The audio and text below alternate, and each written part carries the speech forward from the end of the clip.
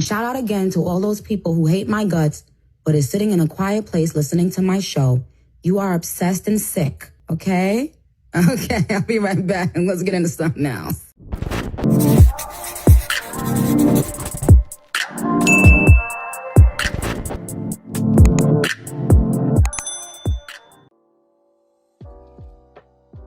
What's good, you guys? Welcome back to my channel and to a Black Tea blog short. So let's get into this Nicki Minaj, Kanye West drama and how Amber Rose has come out to say and corroborate that Kanye West is tired of Nicki Minaj washing him on songs. So this is why Kanye may be acting like a clown, allegedly. Now you guys know there has been a lot of drama between Nicki Minaj and Kanye West. It could have something to do with the fact that Nicki Minaj, during her set at Essence Festival, did allude to the fact that Kanye West was a clown. I'm monstered out.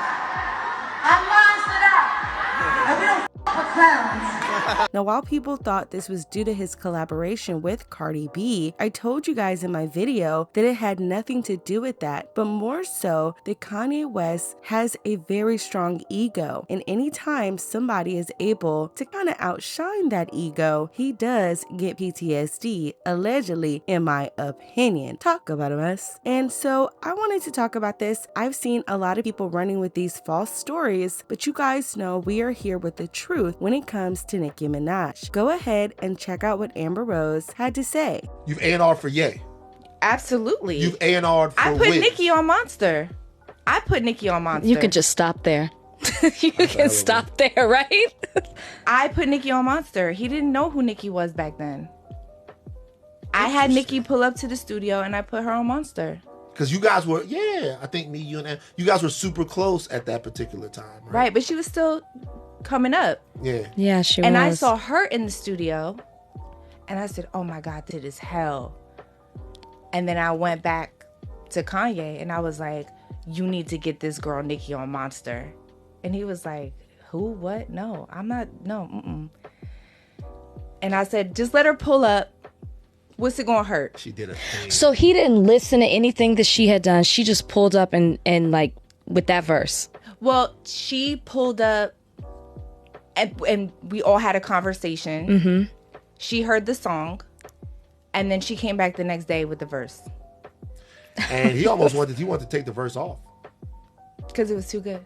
It was too good. She slid on that. Yeah, he told me that the same day. He's you- like, how the you bringing a that killed me on my own song? So as you guys see, there are actually a lot of blogs trying to run this story that Kanye West actually was speaking to Jay-Z and Jay-Z was the one who told Nicki. But if you guys don't know, this is actually not true. And to be quite honest, Nicki Minaj also said herself that Amber Rose had to convince Kanye West. On top of that, you also have Nicki Minaj's backup dancer, Safari, confirming that Amber Rose is in fact telling the truth, and this is how it went down. He put in the blog comments, no cap. Now the reason I say Nicki Minaj said that Amber Rose had to convince Kanye is because of a tribute that Nicki Minaj made to her Monsterverse a couple of years ago. Nicki Minaj said this: 7-year anniversary of Monster. Kanye called me to tell me that Jay-Z put a verse on the song and that he was still deciding if he would put the song on his album. It was like an hour call where I tried to convince him let the song stay on the album. He felt his verse would end up being the talk of the album. I said, you're Kanye West. I became the first female rapper to perform at Yankee Stadium on J Eminem Stadium Tour. When I saw him, Jay-Z said, when you got so nice? I said, I've been nice. Kanye, thank you for being the genius that you are. I fought you every step of the way, but it worked out. He wanted me to add more of that growling monster voice, and I felt it was overkill. He wouldn't give in. In the end, maybe he was right. The song featured Barbie and Roman. China was my stunt double in the video. Due to her assets, of course, Amber Rose had spoken highly of me to Kanye and pushed for him to meet with me. Let me say this again. Amber Rose had spoken highly of me to Kanye, and she pushed Kanye to meet with me. The rest is history. Kanye,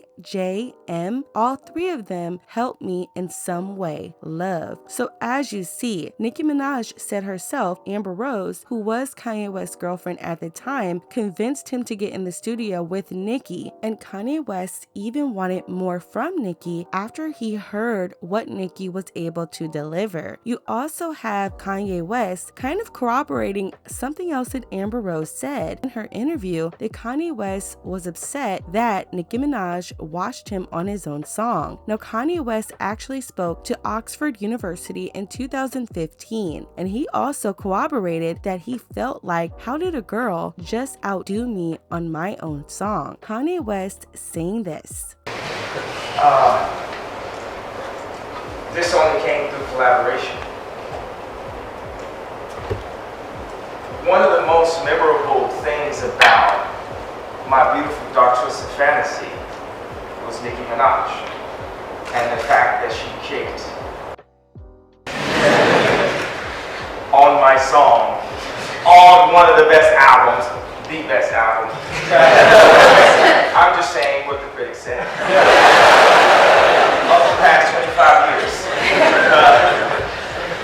That in that the best album of the past 25 years that I spent a year and a half making after I was exiled from my country. It was a personal exile, but exile from my country, to come back and deliver the magnum opus of a work and to be outshined, to be beat by a girl, basically.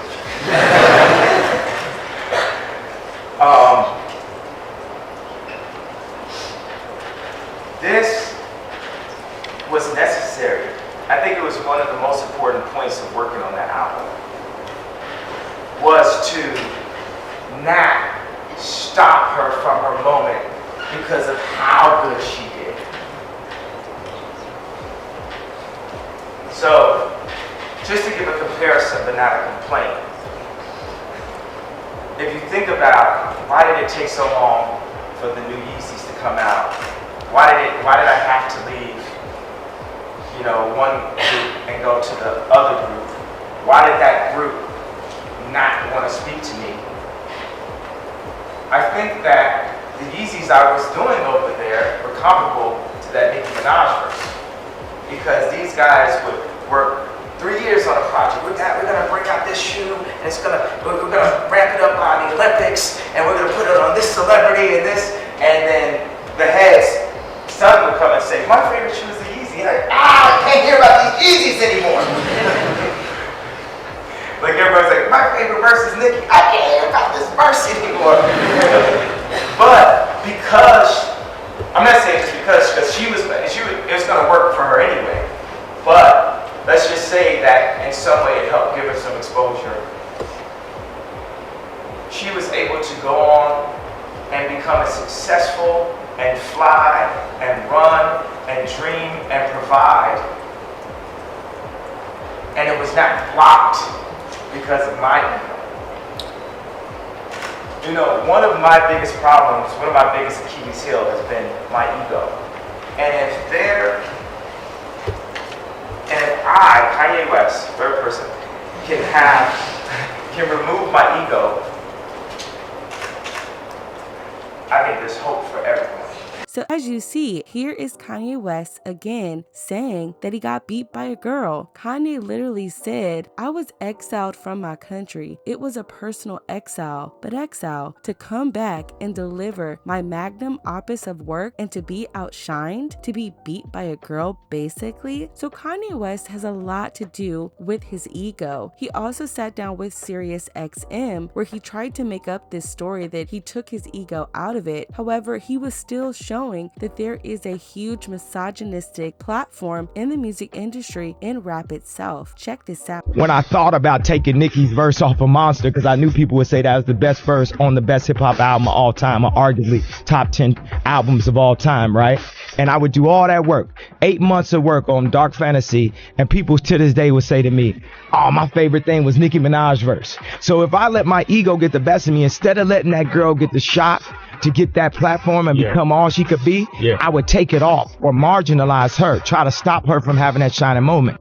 So although Kanye was saying that he took his ego out of it, I think Kanye's ego has definitely resurfaced over the years. Another thing that I see people talking about is they are discrediting that Nicki Minaj actually wrote her monster verse. I've seen so many different men and even some women saying Nicki Minaj couldn't have wrote that. Well, let's go ahead and pull up the receipts. Nicki Minaj actually sat down with Genius where she actually explained how she begged Kanye to keep the song on the album. And you also have Rick Ross, who was also in the studio, who says that he gained a lot of respect for Nicki Minaj after he saw Nicki Minaj with his own eyes write her verse. Check this out. Even at that time, Kanye was a pretty big deal. So I knew I was getting on an album with someone that was a big presence. So I was basically talking to him like, you know, guy, I'm gonna show you something, you know what I'm saying? Like, I wanted to, like, you know, impress him and show out. When I started, there was really no presence, really, you know? There was a drought. When I came, like, it was a long drought for a long time. So it was just like, you know, the rebirth. And I think that song, and that was a moment in time. I've never seen anything like that happen. Yeah. I remember Kanye called me and he said, I know this is good. I know niggas is gonna say this is the best verse of my album. I'm taking a chance by putting man, you know what I'm saying? And you know, Kanye is so like dramatic. He's so colorful the way he talks. And I was like, in my head, I was dying. Like inside, I was dying because I was like, please don't let this man not put this song on there. Jesus! Nicki Minaj actually in the studio. She's writing her verse. So I just lay back. And what I actually did was really just me being in the room. I knew the structure of the song, but I just did an intro for it. You know? So Kanye still, you know, flowing his rhymes off his head, you know, and that was the day Nicki Minaj earned my respect as a lyricist. Before that day, she was a great entertainer.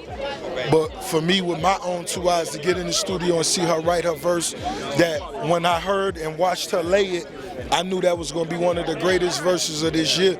So as you see, you have two people corroborating that Nicki Minaj wrote her verse. And I think because the verse was so good, this is why people doubt Nicki Minaj, and it's oftentimes so unfortunate. And this is why I say that Nicki Minaj's issue with Kanye West isn't about Cardi B. This, for Nicki Minaj, is the constant fight that she's had with Kanye West to give her that just due credit and to also take his ego out of music and his creative process. Kanye West didn't put out New Body, let's be very clear, because Nicki Minaj washed him on another song. Let's be honest, Kanye West allows his ego to run his career, and oftentimes this is why he is getting into so many lawsuits for unfulfilled promises. He is fighting with people who are on his team. He is promising his fans an album and then not release an album until a week later. These are things that are showing up in his life, and unfortunately, I do think that it doesn't have to do with Nicki Minaj personally, but more so what Kanye West is dealing with internally. So let me know what you guys think about this topic down below. Don't forget to subscribe to the channel. Give this video a big thumbs up. I love you guys to the moon and back. And as always, we'll chop it up very soon. Bye.